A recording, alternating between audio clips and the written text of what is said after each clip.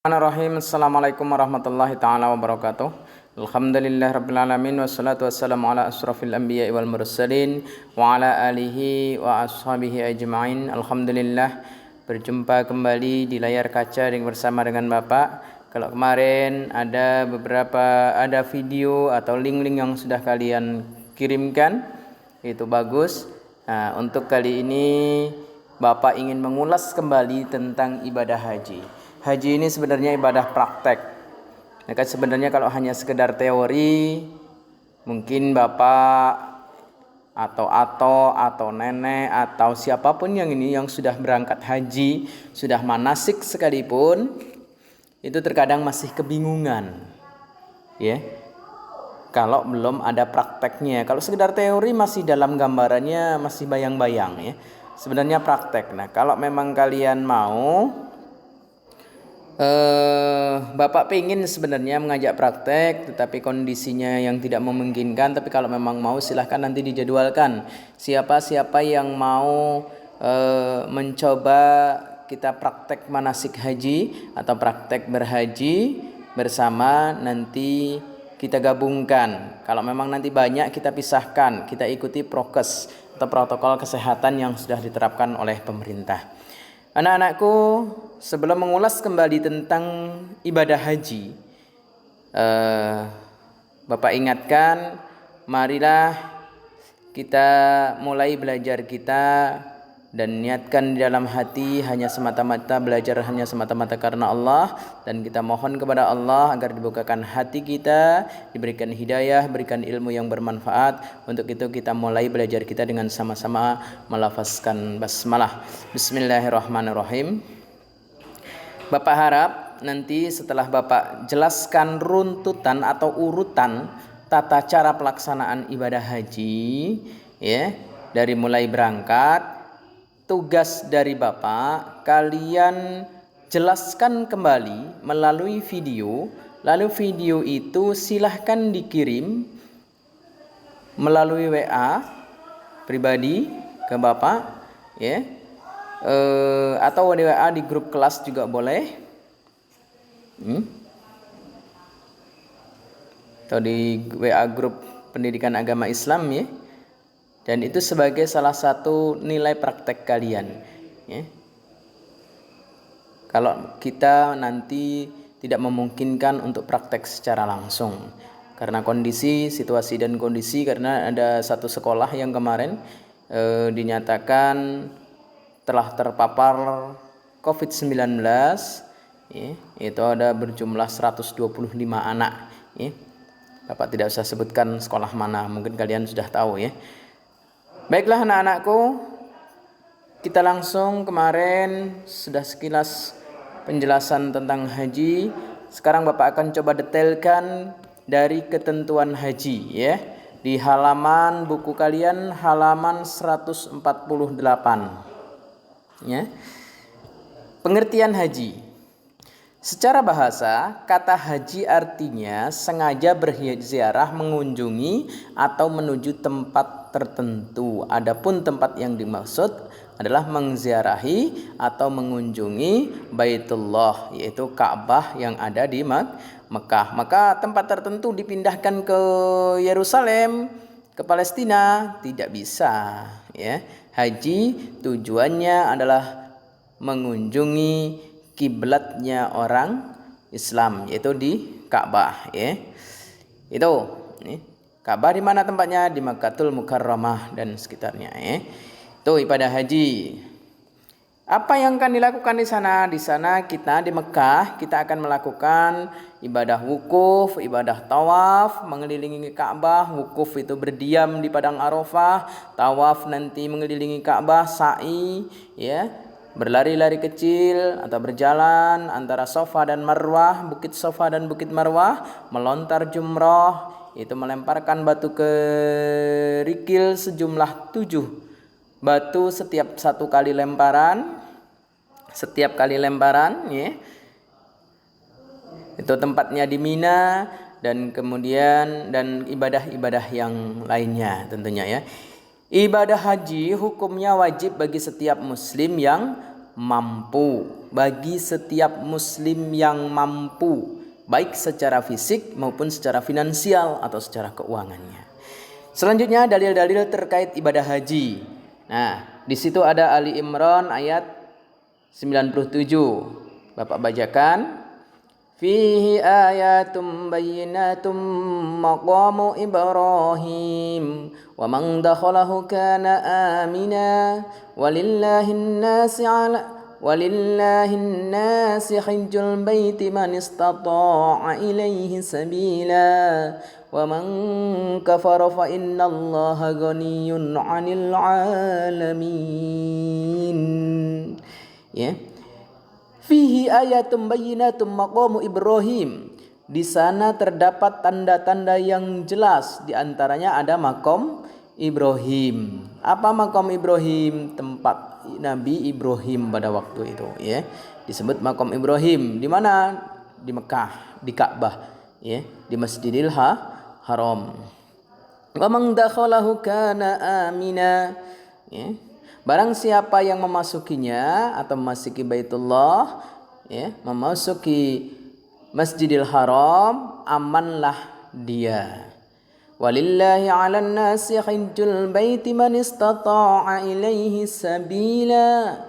Dan di antara kewajiban manusia terhadap Allah adalah melaksanakan ibadah haji ke Baitullah. Bagi siapa? Yaitu bagi orang-orang yang mampu mengadakan perjalanan ke sana.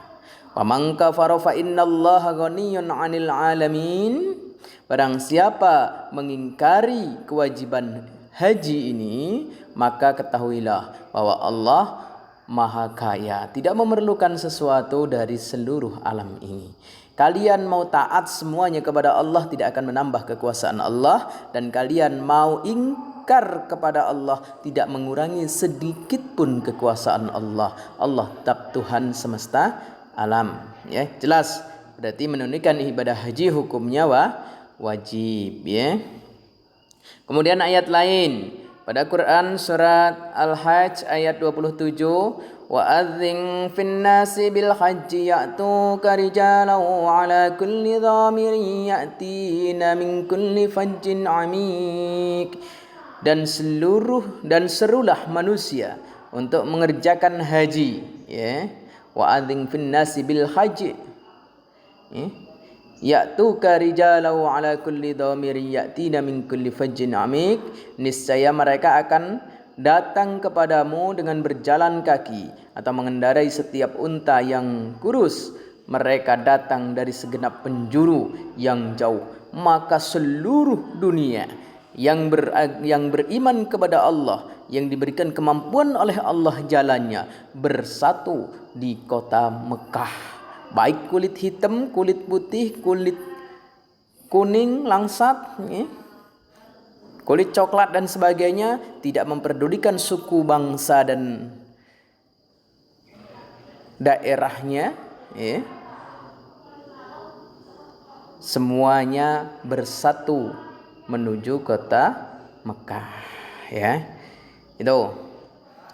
Dalil berikut adalah Quran surat Al-Baqarah ayat 197 sebagai berikut nih, dalil haji lagi. Al-hajju ashhurum ma'lumat faman farada fihinnal hajja fala rafatha wala fusuqa wala jidala fil hajj wa ma taf'alu min khairin ya'lamhu Allah wa tazawwadu fa inna khairaz zadit taqwa wattaquni ya ulil albab. Musim haji itu pada bulan-bulan yang telah dimaklumi atau telah ditentukan. Sudah diketahui, dimaklumi itu. Barang siapa mengerjakan ibadah haji dalam bulan-bulan itu, maka janganlah dia berkata jorok, enggak boleh. Berkata rofas, jorok, enggak boleh.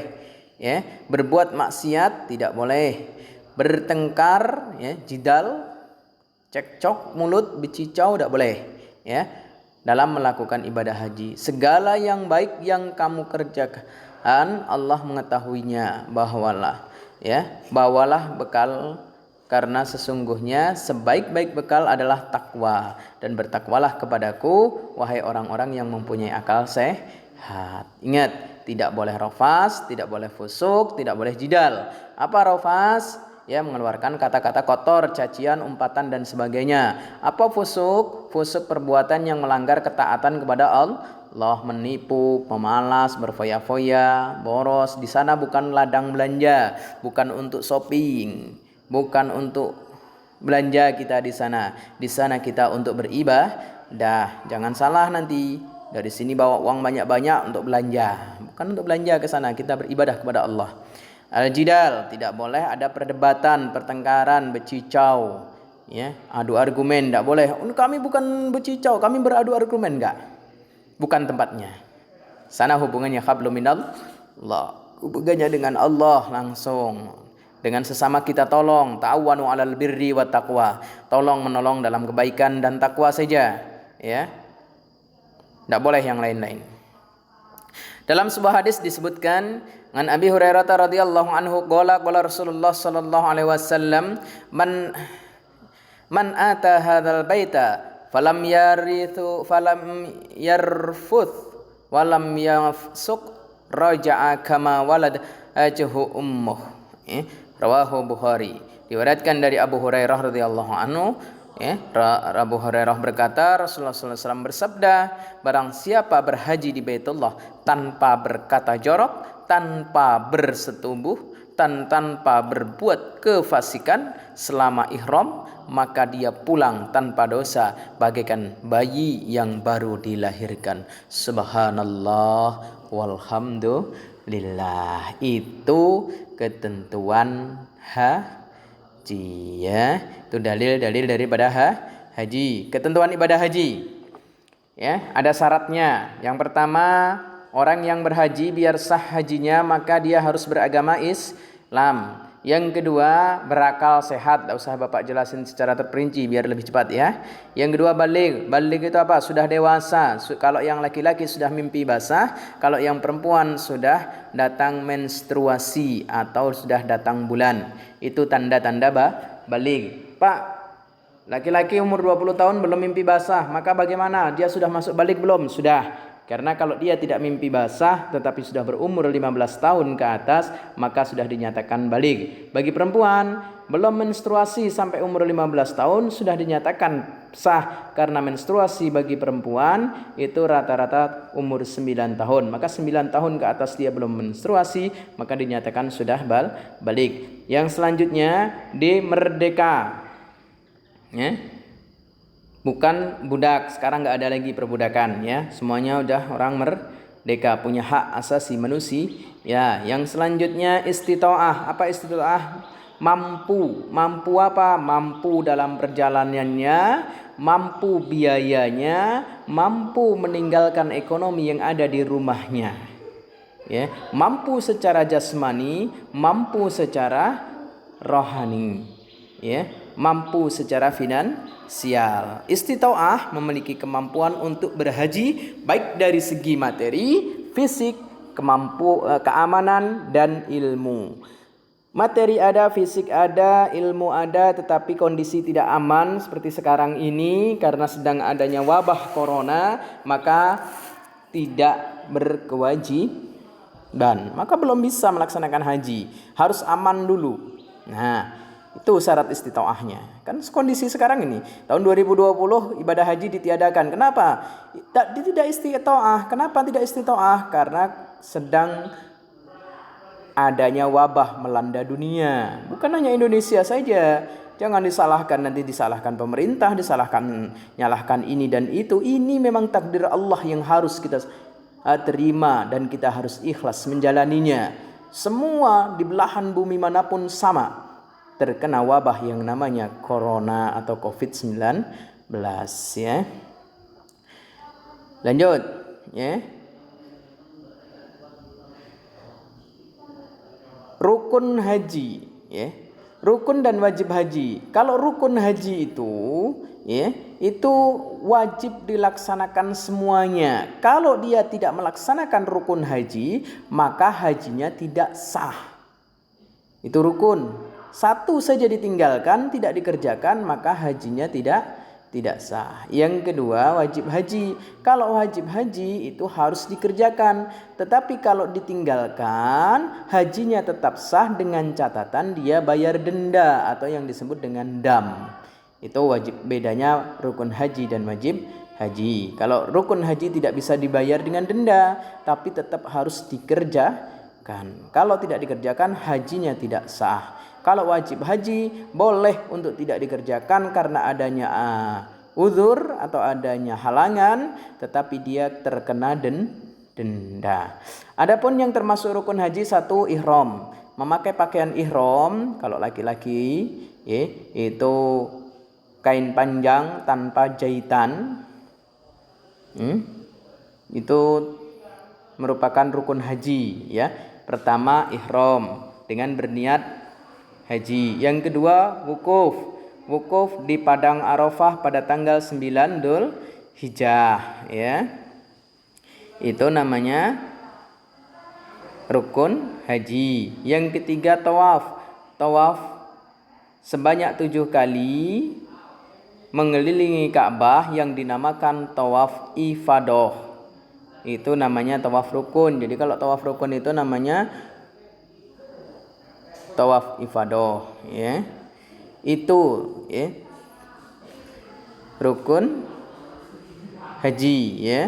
Tawaf itu apa Pak? Mengelilingi Ka'bah 7 kali dengan ketentuan-ketentuan.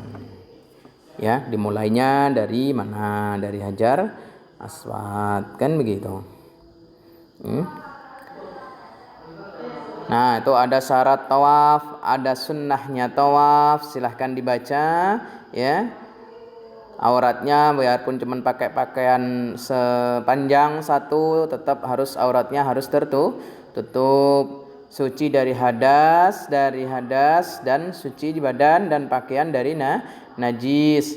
Menjadikan Ka'bah berada di sebelah kiri orang tawaf, itu syaratnya. Kalau syarat tidak terpenuhi maka tidak sah tawafnya.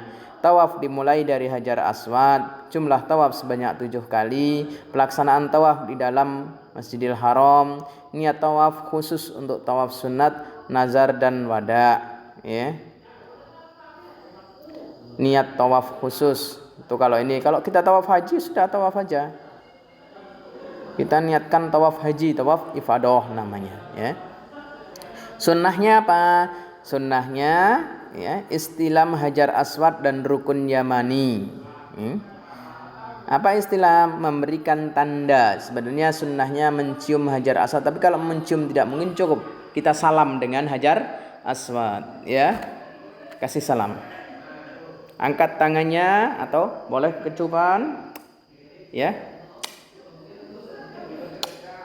Angkat dulu ke Hajar Aswad, itu istilam ya.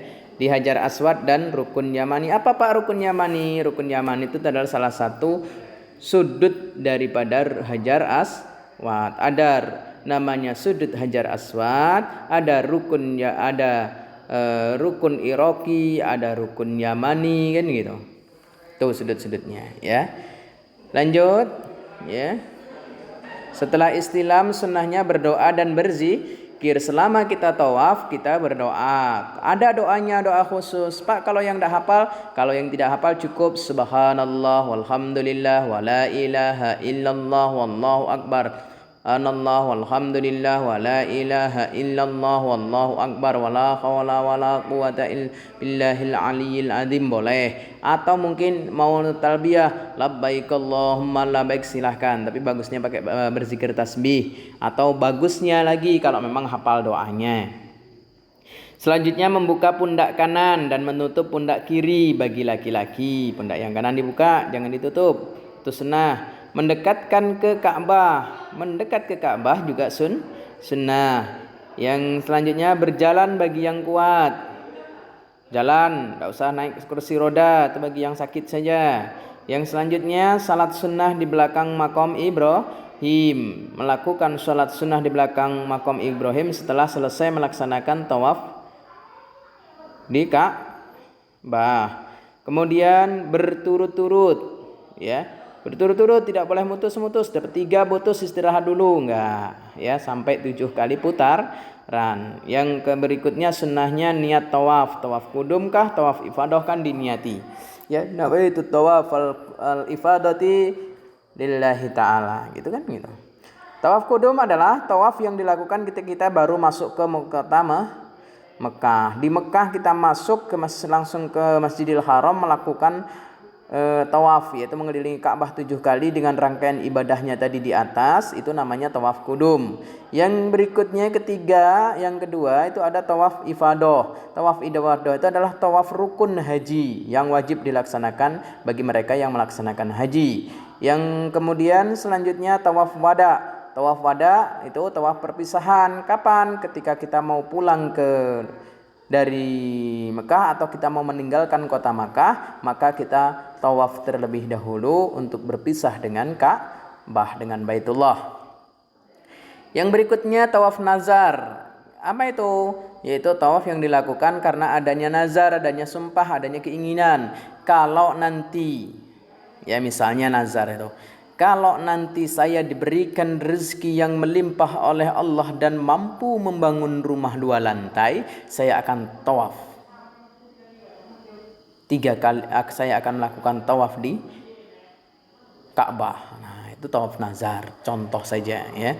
Lalu tawaf sunnah, yaitu tawaf yang dapat dilakukan berulang kali dan dapat dilakukan kapan saja. Setiap kita mau datang sampai ke Masjidil Haram, kita langsung melaksanakan tawaf, itu namanya tawaf sunnah. Yang keempat, rukun keempat. Kalau tadi rukunnya ihram, wukuf, dan tawaf, ini rukun keempatnya adalah sa'i, yaitu berlari-lari kecil antara Bukit Safa dan Bukit Marwah sebanyak 7 kali.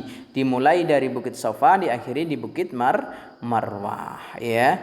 Didahului tawaf kudum atau tawaf ifadah, terus tertib, itu syarat-syarat sa'i ya.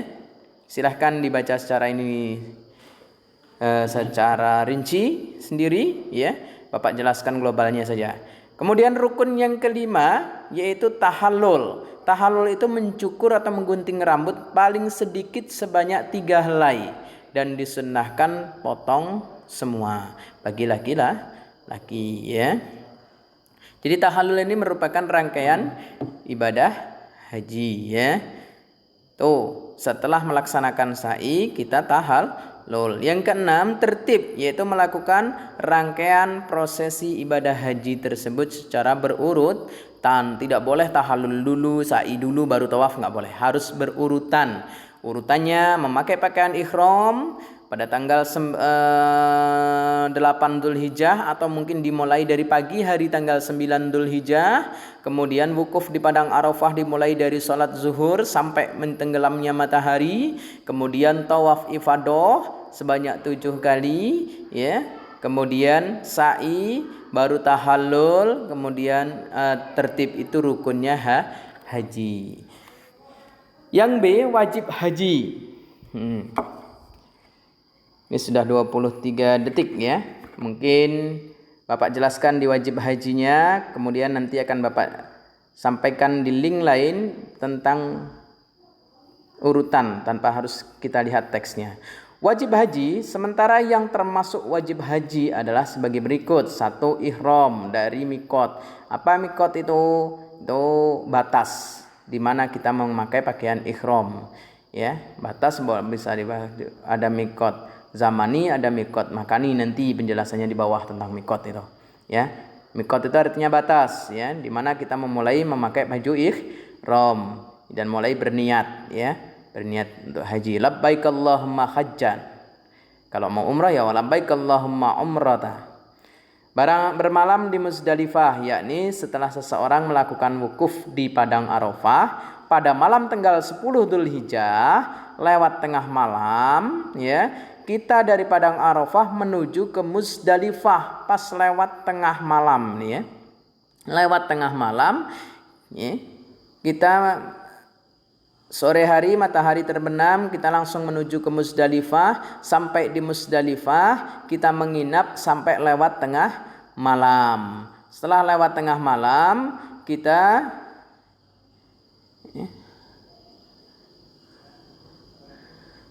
nanti menuju ke Mina. Tetapi kalau sebelum tengah malam kita sudah menuju ke Mina, belum sempat nginep sampai lewat jam 12 malam, lewat tengah malam jam 1 malam jam 11 kita sudah berangkat menuju ke Mina, maka dia harus membayar dam. Wajib bayar dam karena mabit fi Musdalifah hukumnya wajib, atau mabit itu apa? Menginap di Musdalifah hukumnya wajib, ya.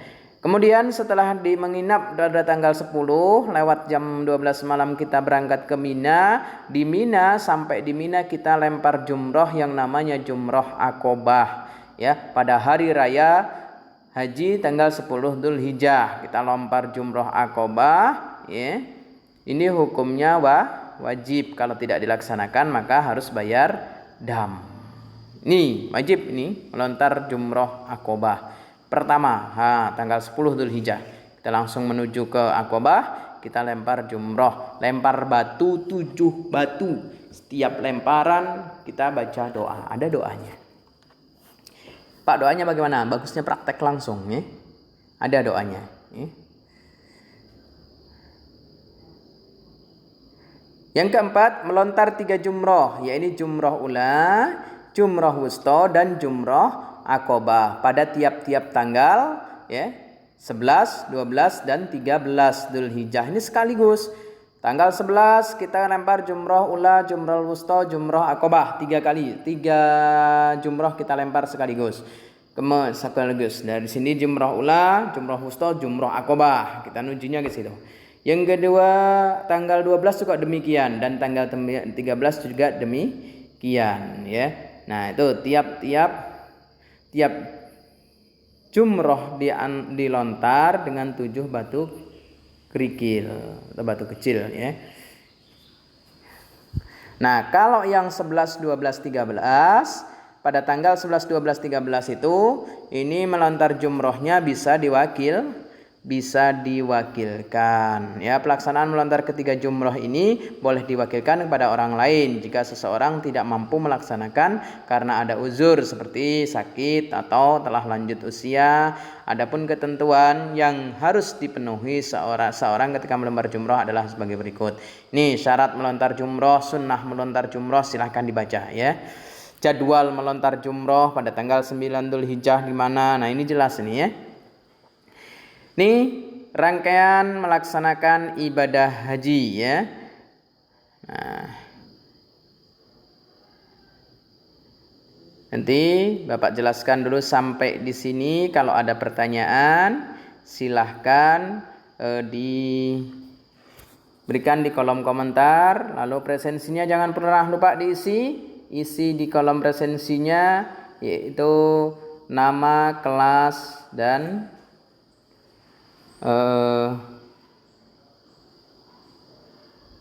materi keempat, ya. Materi keempat tentang ibadah haji. Nah, nih, ya. Nah, di situ ada kolom syarat melempar jumroh, lalu ada jadwal melontar jumroh dari tanggal 9 Dzulhijjah wukuf di Padang Arafah terus sampai 10 Dzulhijjah melontar jumroh di Aqobah sebanyak 7 kali, ya. Mulai tengah malam, ya. Jadi kita setelah dari Musdalifah langsung menuju ke jumroh Aqobah. Tanggal 11 Dzulhijjah itu tanggal 12, tanggal 13 melempar jumroh tiga-tiganya. Lalu bermalam di Mina, ya. Mina itu nama tempat, ya.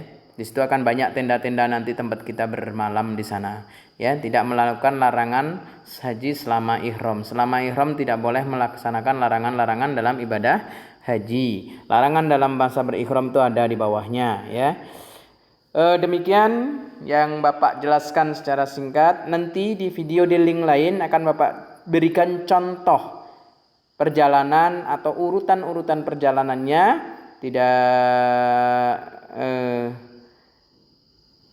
Tidak harus melihat teks buku. Nah, nanti kalian ulangi penjelasan itu sesuai dengan urutan perjalanannya, ya. Nah, di situ sunnah haji, di situ ada bacaannya labbaik Allahumma labbaik labbaik la syarika lak labbaik innal hamda wa ni'mata laka wal mulk la syarika lak, ya. Labbaik Allahumma labbaik, labbaik la syarika laka labbaik, innal hamda wan ni'mata laka wal mulka la syarika lak. Kurang satu nih labbaiknya ya. Tuh, demikian dari Bapak. Apabila terlalu panjang, mohon maaf yang sebesar-besarnya kalau tidak sesuai dengan harapan. Demikian yang bisa Bapak sampaikan. Silahkan dialog interaktifnya jangan lupa, jangan ketinggalan. Kita akhiri belajar kita dengan sama-sama melafazkan hamdalah. Alhamdulillahirabbil alamin. Usikum wa nafsi bitaqwallah. Wassalamualaikum warahmatullahi taala wabarakatuh.